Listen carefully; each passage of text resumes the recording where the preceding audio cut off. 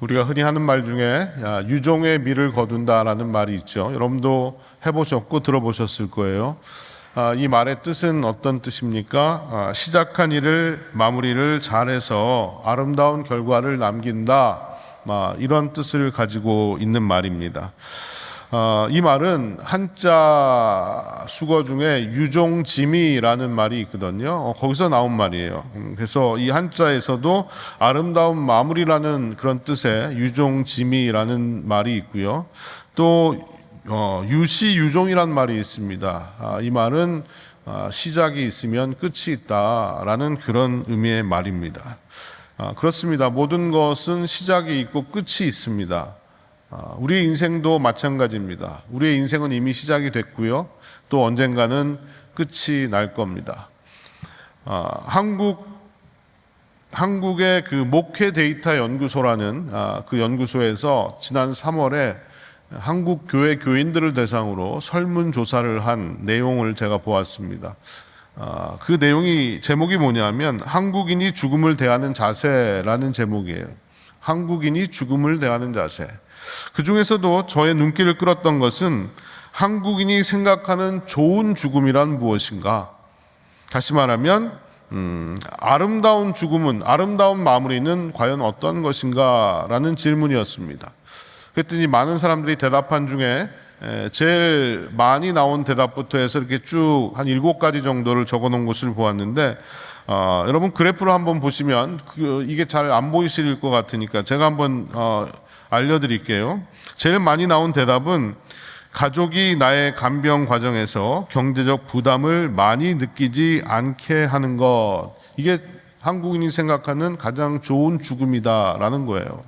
또 그 다음은 가족이 나의 병수발을 오랫동안 하지 않는 것이라는 대답이 나왔습니다. 제일 많이 나온 대답 둘만 보면 정말 한국 사람들은 굉장히 가족을 많이 생각하는구나, 굉장히 이타적이다라는 그런 생각을 하게 되죠. 그 다음으로는 이제 죽을 때 신체적 통증을 가급적 느끼지 않는 것, 내가 원하는 방식을 존중하면서 죽는 것, 죽음에 대해 미리 심리적 준비를 하는 것, 죽을 때 두려워하지 않는 것, 상속, 장례 등 죽음에 대해 실질적인 준비를 해두는 것, 그리고 마지막은 임종 시 가까운 가족과 친구가 곁에 있어 주는 것, 이것이 한국 사람들이 생각하는 좋은 죽음이라는 겁니다. 아름다운 인생의 마무리가 이러면 좋겠다라고 대답을 했다는 거죠. 자, 여러분들은 어떻게 생각을 하십니까? 잘 죽는 것은 무엇을 말하는 것일까요? 인생을 아름답게 마무리한다는 것은 과연 어떤 것일까요? 우리는 저마다 이 인생이라는 여행이 끝나면 짐을 싸서 돌아가야 됩니다. 천상병 시인의 고백처럼 소풍 끝내는 날 내 인생은 아름다웠다라고 말할 수 있을까요? 혹시 인생을 마무리한다는 이 말이 너무나 생소하게 들리고 나의 얘기가 아니라 나이가 많이 드신 분들의 얘기처럼 들리는 분도 계실 거예요. 나는 먼 훗날에 찾아올 얘기 정도로 생각하시는 분들이 계실 겁니다. 하지만 그렇지 않습니다. 잘 죽으려면 잘 살아야 됩니다. 지금 내가 잘 살아야 마무리도 잘 할 수 있다는 거예요. 오늘 나의 하루가 내 인생의 한 줄이 돼서 내 인생의 스토리를 만들어가고 있는 겁니다. 어느 날 갑자기 마무리한다고 허둥댈 수는 없는 일입니다. 어떤 경우는 마무리를 할 수 있는 시간조차 나에게 주어지지 않을 수도 있습니다. 그러기에 인생의 아름다운 마무리를 위해서 우리는 오늘 내게 주어진 하루를 잘 살아야 된다는 거예요. 내가 사는 오늘 하루가 결국은 내 인생을 아름답게 마무리하게 해주는 그 밑거름이 된다는 것입니다. 그렇다면 잘 산다는 것은 어떻게 사는 것을 말하는 것입니까? 우리는 흔히 돈을 많이 가지고 있는 사람을 보고 저 사람 잘 산다라고 얘기를 합니다. 근데 여러분, 이 말은 절대로 하면 안 되는 말입니다. 돈이 많다고 잘 사는 것이 아니기 때문에요. 잘 산다는 것은 소유에 있는 것이 아닙니다. 그 사람이 어떻게 사느냐, 사는 모습에 있는 거예요. 그래서 이 시대의 대표적인 영성 신학자라고 하는 유진 피러슬이 자신의 책 잘 사는 것이라는 책에서 이런 말을 했습니다. 잘 산다는 것은 성취나 소유, 안락함에 있지 않다. 잘 산다는 것은 우리 앞길에 펼쳐진 복잡한 문제를 지혜롭게 헤쳐나가는 데 있다. 우리는 수많은 문제 속에 쌓여서 살아가고 있는데 그때마다 내가 어떻게 판단하고 어떻게 대처를 하고 어떻게 그 문제를 뛰어넘어가느냐, 그 모습이 그 사람이 잘 살고 있는지 잘못 살고 있는지를 보여주는 것이다 라는 거죠. 그러면서 결국 이 유진 피러스는 잘 산다는 것은 예수님처럼 사는 것이다 라고 결론을 내렸습니다. 그러면 여러분, 예수님처럼 살 수 있으세요? 저는 아무리 생각해도 예수님처럼 살지 못합니다. 그러면 예수님처럼 살지도 못하면서 어떻게 예수님처럼 사는 것이 잘 사는 것이다 라고 말할 수가 있을까요? 그것은 우리의 존재, 우리가 어떤 존재인가를 생각해 봐야 한다는 겁니다. 성경에서 우리와 같이 예수님을 믿는 사람들을 성도라고 부릅니다. 우리가 잘 살았건 못 살았건 아니면 지혜롭건 멍청하건 우리를 예수님을 믿고 의지하고 고백하면 성도라고 불러요. 그래서 성도란 말은 우리의 어떤 수준이나 행위가 거룩하단 말이 아닙니다. 우리가 어떤 삶을 위해서 선택받았느냐 하는 것을 보여주는 말이 성도란 말이에요. 내가 선하고 아름다워서 성도라고 부르는 것이 아니라 성도라는 말 속에는 여러분들이 어떤 삶을 사는 사람으로 부름을 받았냐라는 것을 보여주는 말이라는 겁니다. 결국 성도란 말은 우리가 어떤 대단한 일을 하고 착하게 살아서 주어진 칭호가 아니라 우리가 누구에게 속해 있는지, 내가 누구의 편인지를 우리에게 알려주는 말이라는 거예요. 결국 잘 산다는 것은 하나님의 편, 예수님의 편에 서 있는 게 잘 사는 겁니다. 내가 스스로 발버둥 쳐서 잘 살 수 있는 게 아니라는 겁니다. 내가 선한 생각을 하고 선한 일을 해서 잘 살 수 있는 것이 아니라 하나님의 편, 예수님의 편에 서 있을 때 비로소 우리가 잘 산다라고 얘기할 수가 있는 거예요.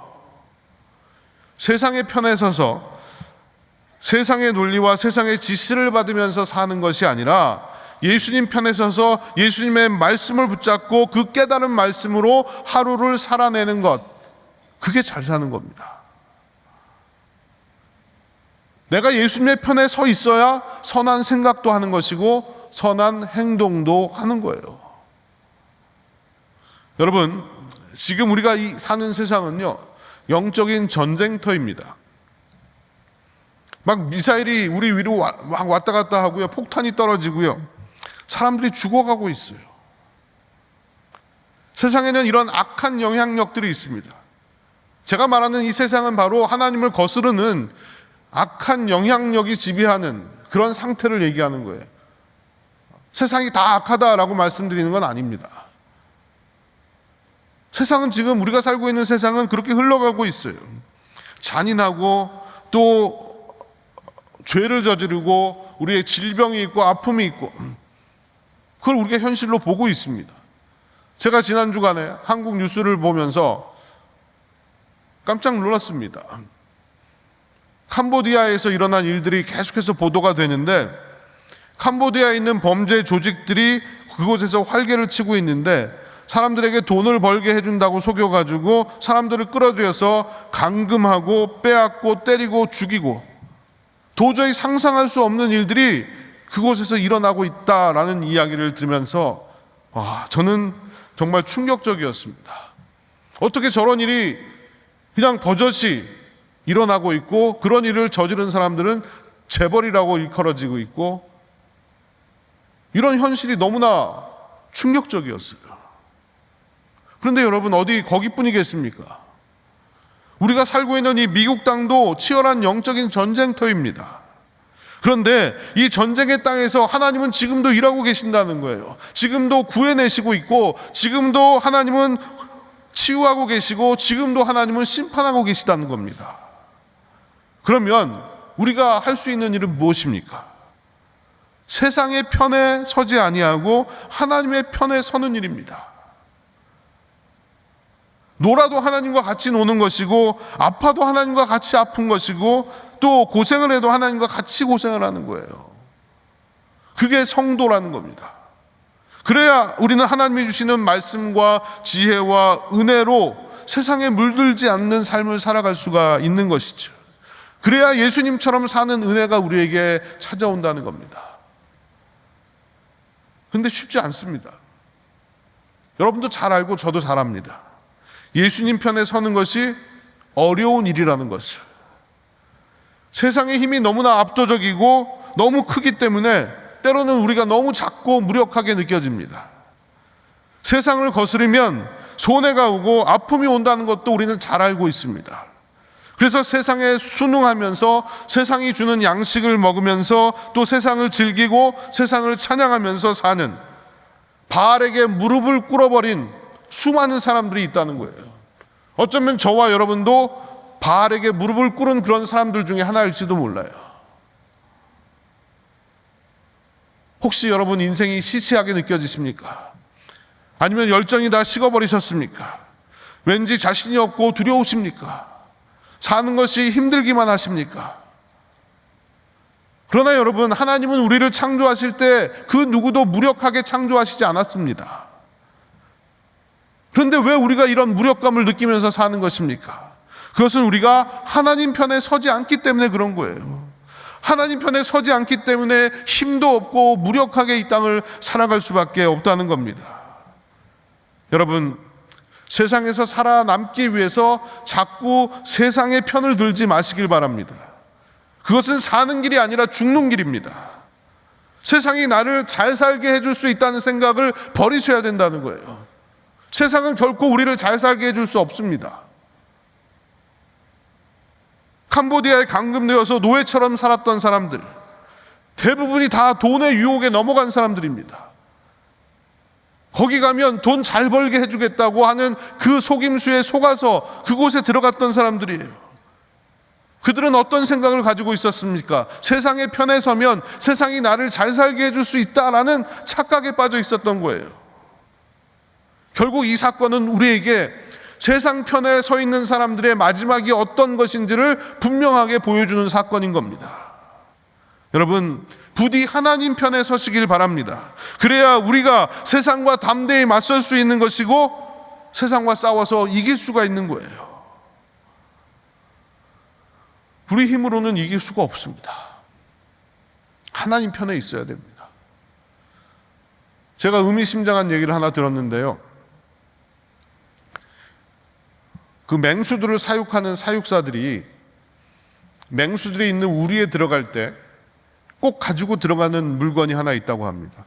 물론 뭐 채찍이나 뭐 총 같은 것도 가지고 들어가겠지만 의자를 항상 가지고 들어간대요. 그럼 의자를 왜 가지고 들어가느냐? 의자를 가지고 들어가서 맹수가 뭐 사자가 덤벼들면 의자로 이렇게 뭐 내리치고 뭐 그럴 수도 있겠지만 그런 목적이 아니라 의자의 다리가 사자의 얼굴을 향하게 이렇게 들면 의자의 다리가 4개잖아요. 그러면 이 사자는 4개의 다리에 다 초점을 맞추려고 하다 보니까 초점이 흐트러진다는 겁니다. 그러면서 초점이 흐트러지면 사자가 무기력해진대요. 그래서 어느 순간에 순한 양같이 변한다라는 이야기를 들었습니다. 여러분, 초점이 흐트러지면 힘을 모을 수가 없습니다. 왜 우리가 나약해지고 무기력해지는 것입니까? 그 이유는 우리가 문제 가운데서 하나님께 집중하지 않기 때문에 그런 거예요. 내게 어떤 문제가 생겼을 때 우리는 하나님만 바라보지 않더라는 거예요. 자꾸 다른 데를 쳐다보고 우리의 초점이 사방으로 흩어져 버리니까 우리는 무기력함에 빠질 수밖에 없더라는 겁니다. 저희는 지난 8주 동안 엘리야가 살았던 모습을 함께 나누었습니다. 엘리야가 살았던 시대는요, 지금과 하나도 다르지 않습니다. 우상 숭배와 죄악이 판을 치던 그런 시대였습니다. 그 사람들이 주인 행세하는 그런 시대였어요. 하지만 엘리야는 세상 편이 아니라 하나님 편에서 살았던 사람이에요. 여러분 기억하시지 않습니까? 하나님의 부르심을 따라서 폭군이었던 아합 왕에게 찾아가서 하나님의 메시지를 선포합니다. 그리고 그는 그리시네가로 도망가서 하나님이 공급해 주시는 음식을 먹고 생명을 유지해 갔습니다. 또 하나님의 부르심을 따라서 사르밧이라는 곳으로 옮겨가서 거기서 과부를 만났고 죽은 과부의 아들을 살려내는 놀라운 기적도 일으켰습니다. 그런데 이 엘리야의 인생의 하이라이트는 갈멜산에서 바알의 선지자 450명과 싸워서 승리한 사건이었습니다. 놀라운 일을 일으켰습니다. 450대 1의 싸움에서 그는 이긴 겁니다. 하지만 그는 싸움에서 이겼지만 갑자기 무력감에 빠져들고 영적인 우울증에 빠져들게 됩니다. 그리고 인생이 나락으로 떨어지는 것 같고 하나님 앞에 죽는 것이 낫겠다라고 고백을 했습니다. 이런 엘리야를 향해서 하나님은 다시 용기를 주시고 사명을 주셔서 그가 마지막까지 사명을 다하는 삶을 살게 하셨다는 거죠. 자신의 후계자 엘리사를 세우고 인생을 마무리하는 시간이 찾아온 겁니다. 그는 어느 한순간도 하나님을 떠나본 적이 없고 기쁠 때나 슬플 때나 하나님 편에서 살다가 하나님 편으로 가게 되었던 겁니다. 오늘 우리가 읽었던 이 본문은요, 그의 마지막이 어땠는지를 우리에게 보여주고 있습니다. 그런데 그의 마지막은 일반적인 사람들이 맞이하는 마지막과는 사뭇 달랐다는 거예요.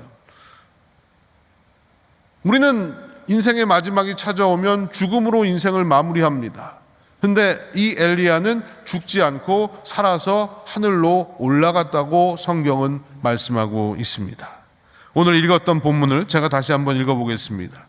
두 사람이 길을 가며 말하더니 불수레와 불말들이 두 사람을 갈라놓고 엘리야가 회오리 바람으로 하늘로 올라가더라. 여기서 두 사람은 엘리사와 엘리야를 얘기합니다. 두 사람이 이 얘기 저 얘기 하면서 길을 가고 있는데 갑자기 불수레와 불말이라는 것이 등장을 합니다. 그리고 회오리 바람이 일어나더니 엘리야가 하늘로 올라갔다라고 성경은 말씀합니다. 우리는 이 모습을 승천이라고 얘기하죠. 엘리야는 모든 사람이 가는 죽음의 길을 가지 않고 살아서 하늘로 들림을 받았다는 겁니다. 저는 이 엘리야의 마지막 모습이 우리에게 보여주는 중요한 메시지가 있다라고 생각을 합니다. 우리가 그 의미를 아는 것이 굉장히 중요합니다. 왜냐하면 엘리야는 하나님 편에서 평생을 살았던 사람이기 때문에 과연 그를 하나님께서 그의 마지막을 어떻게 하셨을까? 어떤 보상을 주셨고 또 그에게 어떤 하나님의 행동을 보여주셨을까라는 것을 아는 것이 중요하다는 겁니다. 왜냐하면 우리도 하나님의 사람으로 이 땅을 살다가 우리의 인생의 마지막을 어떻게 맞이할까를 생각해 볼 수 있기 때문이죠. 엘리야가 잘 살았다는 것을 우리가 어떻게 알 수가 있습니까? 그것은 하나님이 그에게 행하신 일들을 보면 알 수가 있습니다. 하나님은 그에게 어떤 일을 행하셨을까요? 첫 번째로 하나님은 엘리야를 보호하셨습니다. 보호하셨어요. 오늘 본문 속에 등장하는 불수레와 불말은 어떤 의미를 우리에게 주는 것일까요? 우리의 현실에 없는 것이기 때문에 쉽게 상상이 되지 않습니다. 사실 오늘 본문 속의 이 불말과 불수레는 하나님의 보호하심을 상징하는 겁니다. 하나님의 보호하심. 보통 이 불은 성경에서 하나님의 임재를 상징하는 것이고 또 말과 수레는 전차는 이 전쟁에서 쓰였던 물건입니다. 결국 하나님께서 친히 이 말과 수레로 엘리야를 보호하신다라는 의미를 담고 있는 거죠. 시편 139편에 보면요, 다윗이 굉장히 놀라운 고백을 합니다. 자신이 경험했던 하나님에 대해서 고백을 하는데 하나님은 나를 아신다라고 얘기합니다. 또 하나님은 나의 앉고 일어섬을 아신다라고 말하고 하나님은 나를 살펴보신다고 하고 하나님은 나의 앞뒤를 둘러싸신다라고 얘기해요. 저는 이 둘러싸신다라는 표현을 보면서 이런 생각이 들었어요. 총알이 날아드는 총격 현장에서 어린 아이를 감싸고 있는 부모님의 모습. 행여라도 내 아이가 총알에 맞을까봐 감싸주고 있는, 온몸으로 맞고 있는 부모님의 모습. 하나님의 보호하심이 이렇다라는 겁니다. 하나님의 보호하심은 우리와 동행하시고 함께 하심으로 설명될 수 있습니다. 엄마라고 불러도 돼요라는 책이 있는데요. 이 책은 캐티 데이비스라는 선교사가 쓴 책입니다. 그가 자신의 사역의 현장에서 만난 하나님에 대해서, 또 하나님이 자신에게 주신 생각에 대해서 이렇게 말합니다. 예수님은 제자들에게 많은 명령을 하셨지만 내가 알기로 그 중에 안전하게 살라는 명령은 없었다. 예수님은 우리를 안전한 삶으로 부르신 적이 없다. 대신 위험한 순간에도 변함없이 우리와 함께해 주겠다고 약속하셨다. 이 세상에 예수님의 손 안만큼 안전하고 좋은 곳은 없다라고 말합니다. 우리가 어떠한 순간에 처할지라도 우리와 함께 하시는 분, 우리가 예수님 안에 있고 예수님 편에 거하는 것이 얼마나 중요한지를 우리에게 말해주고 있는 겁니다. 여러분들은 어디가 안전하다고 생각하세요? 우리는 굉장히 안전에 대해서 중요하게 생각합니다. 안전을 위해서 여러 가지 조치들을 취할 때도 있고요. 내가 생각하는 안전을 위해서 우리는 많은 돈을 쓸 때도 있습니다. 그렇다면 과연 그것이 나의 안전을 보장해 줄까요? 여러분, 나를 보호하시는 하나님을 떠나서는 우리는 결코 안전해질 수가 없는 겁니다. 제일 안전하지 않는 것이 뭔가요? 하나님을 떠나 있는 거예요. 마치 어린아이들이 부모를 떠나 있는 것과 마찬가지입니다. 이제 막 걸음마를 하는 어린아이가 부모를 떠나서 어디론가 막 사라져버렸다면 그 아이는 굉장히 위험한 거예요. 우리도 하나님을 떠나서 내 스스로가 안전을 지키겠다고 해봤자 우리는 스스로 안전을 지킬 수가 없는 겁니다. 하나님이 아브라함을 부르셨어요.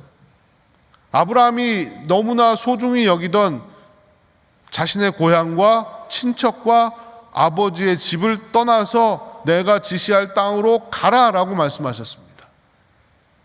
목적지를 알려주신 것도 아니에요. 그냥 내가 지시할 땅으로 가라. 그러면 여러분 같으면 떠나시겠습니까? 두렵잖아요. 앞으로 어떤 일이 일어날지 모르잖아요. 나는 안전하게 살고 싶은데 안전하지 않은 것 같잖아요. 결코 떠날 수 없는 이 상황이었지만 아브라함은 떠났습니다.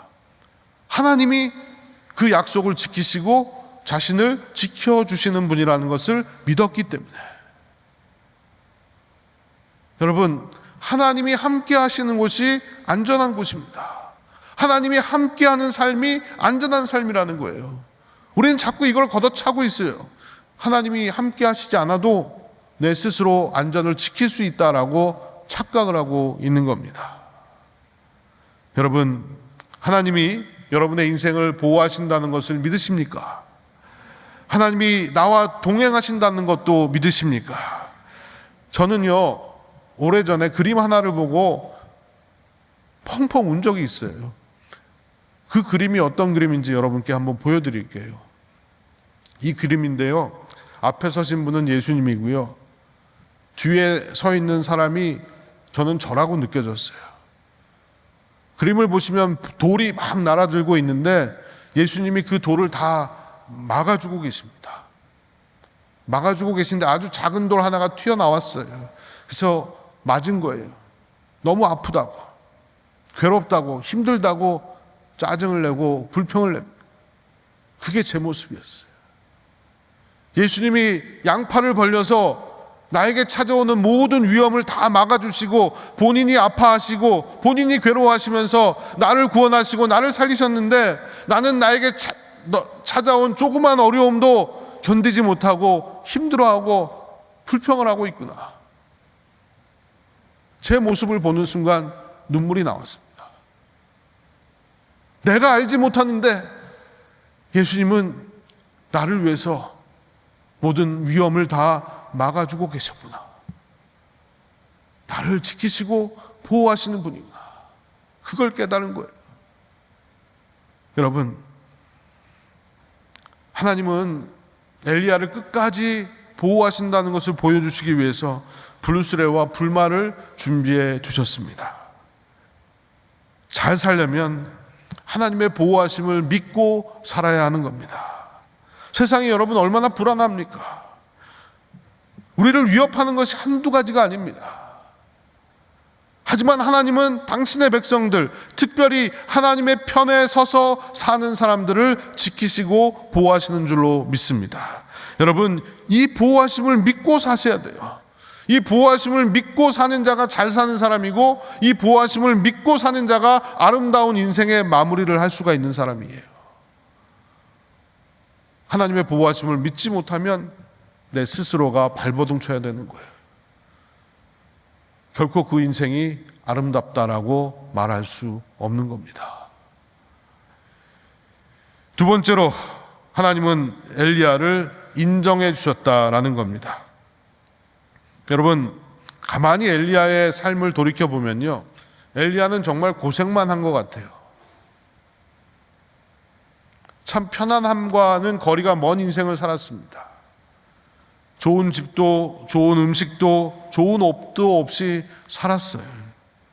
그런데 이 인생의 마지막에 그동안의 엘리야의 모든 삶을 보상해 주시기라도 하듯이 하나님은 불수레와 불말을 그 앞에 대기시켜 주신 거예요. 저는 이 장면을 보면서 마치 이런 생각이 들었어요. 미국에 이민 와서 정말 고생하고 눈물 흘리면서 밤낮없이 일하면서 수고한 누군가에게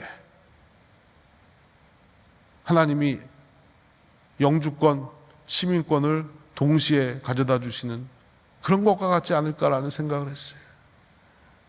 너 참 고생했다. 너 참 수고했다. 그런 마음으로 하나님이 엘리야에게 불수레와 불말을 준비해 주셨다는 겁니다. 여러분, 이때 엘리야의 마음이 어땠을까요? 이런 것들을 바라면서 살지도 않았을 것이고 상상하지도 않았을 겁니다. 근데 하나님이 자신을 이렇게 대접해 주실 때, 아, 하나님이 나에게 위로를 주시는구나, 나를 인정해 주시는구나 라는 생각이 들었지 않겠습니까? 결국 불수레와 이 불말은요, 고생과 수고뿐인 인생을 살아간 그 엘리야에게 정말 수고했다는 위로와 인정인 겁니다. 엘리야는 늘 하나님 편에서 싸웠습니다. 승리한 줄 알았고 잘 될 줄 알았어요. 그런데 여전히 자신이 그렇게 애쓰고 노력했는데도 불구하고 악의 세력이 사라지지가 않는 거예요. 더 힘들게 자신을 옥죄어 오는 겁니다.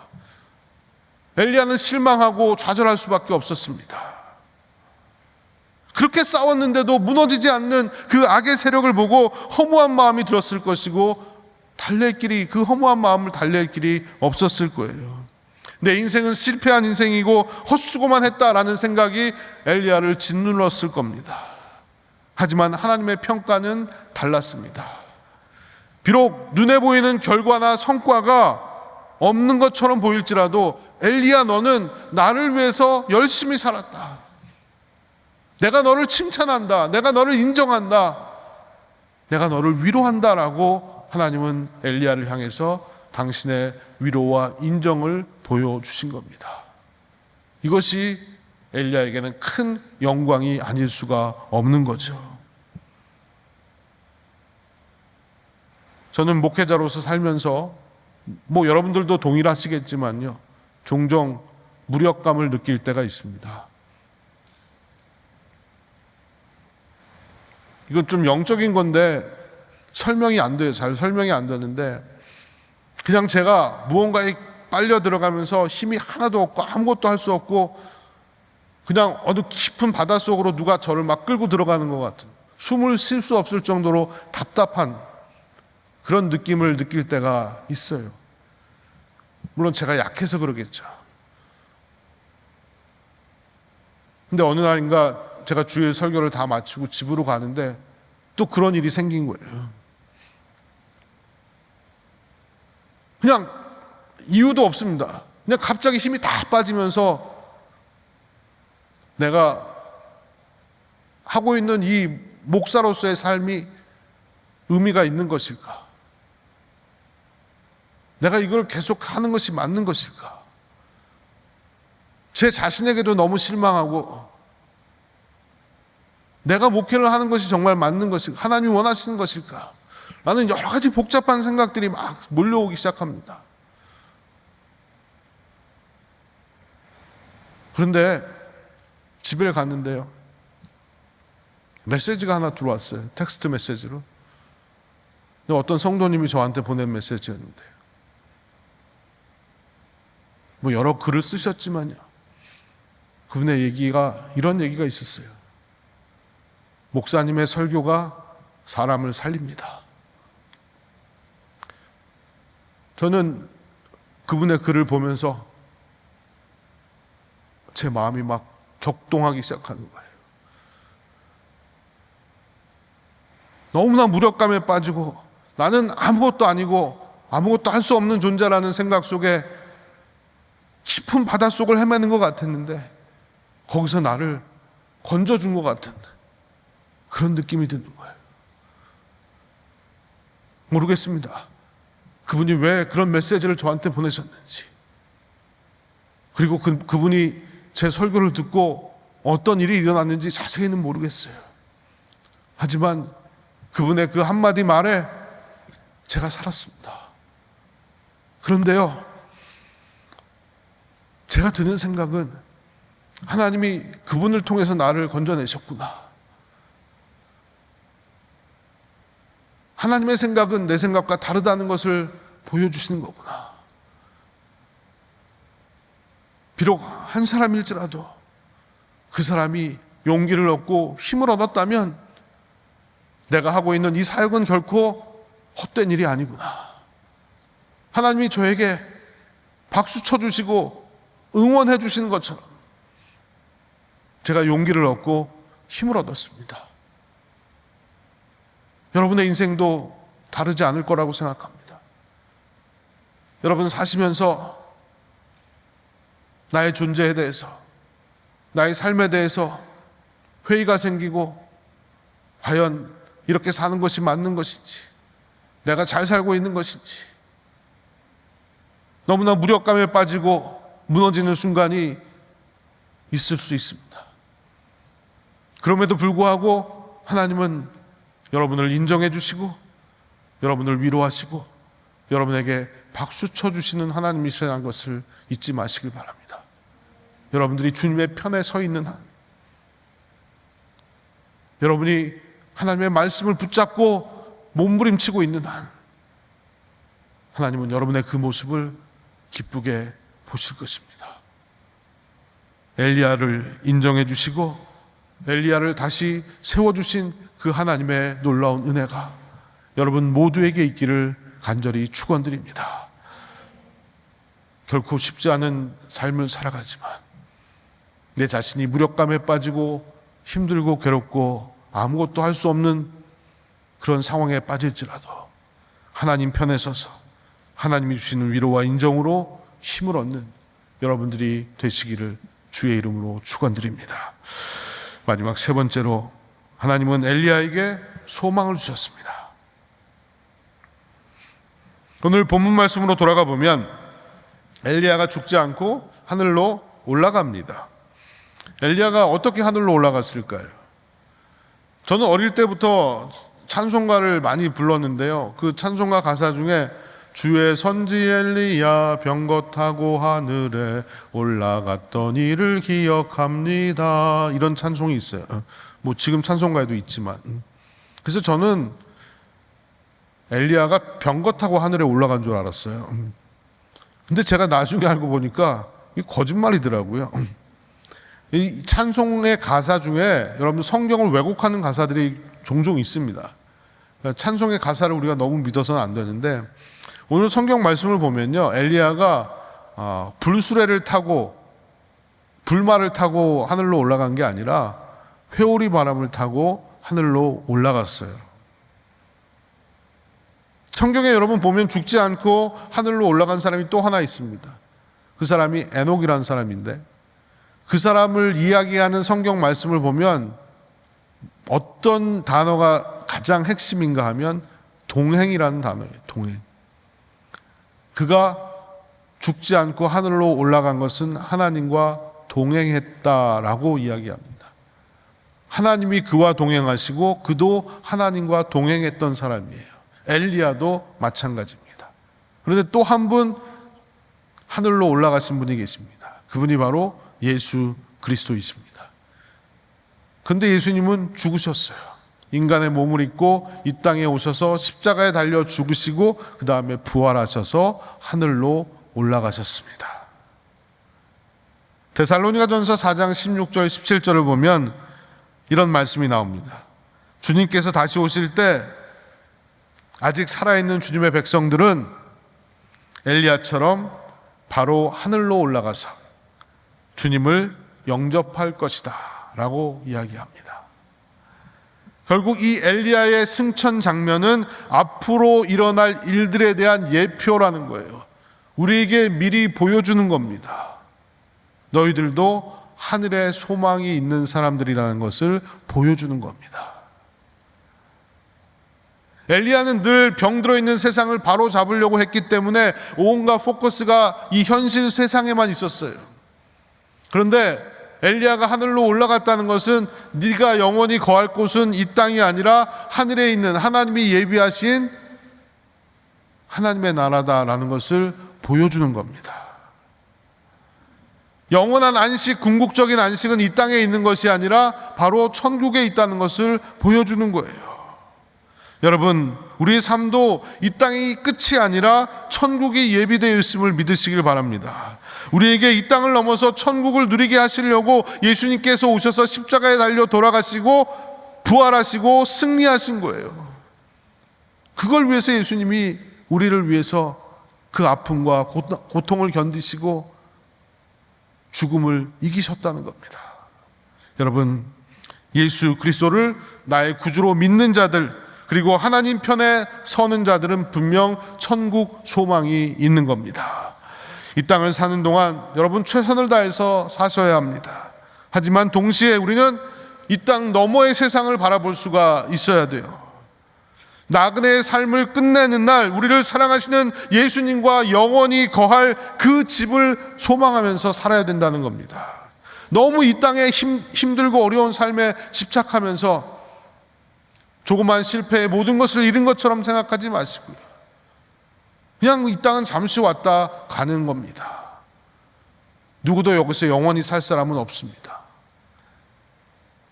우리는 늘 천국 소망을 가지고 산 소망을 가지고 이 땅을 살아야 되는 사람들입니다.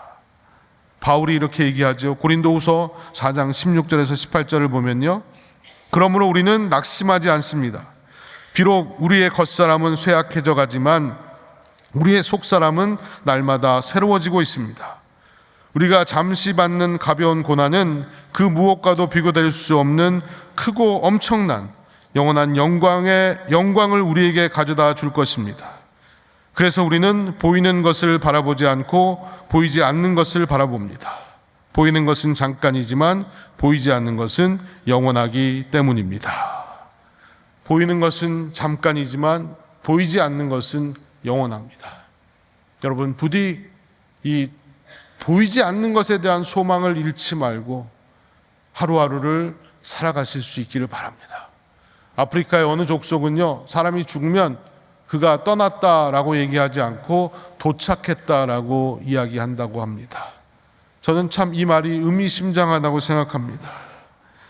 죽는 것은 이 세상을 떠나는 것도 되지만 새로운 세상에 도착하는 것입니다.